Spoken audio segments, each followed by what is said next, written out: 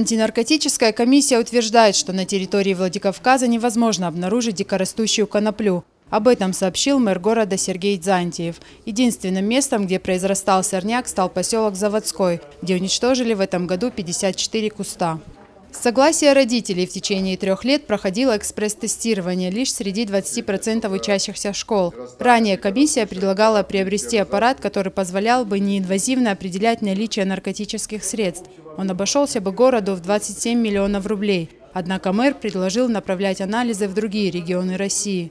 На сегодняшний день в республиканском наркологическом диспансере на учете состоят около 2000 жителей города, из которых 199 женщины. Всего по городу с диагнозом наркомания 460 человек. Это люди от 30 до 40 лет. Кроме того, участились случаи аптечной наркомании, которые возникают из-за продажи запрещенных препаратов, вследствие чего 6 аптек лишились своей лицензии. Наркотики, тесты были закуплены именно по героину, по марихуане, но в образовательном, в подростковом возрасте такие виды тяжелых наркотиков еще дети не употребляют. Поэтому, по моему вообще опыту, я бы предложила нашей республике купить тесты именно на никотин, потому что с этого подростки начинают употреблять никотин содержащие, табакосодержащие изделия, поэтому на сегодняшний день есть на никотин тесты, можно их закупить и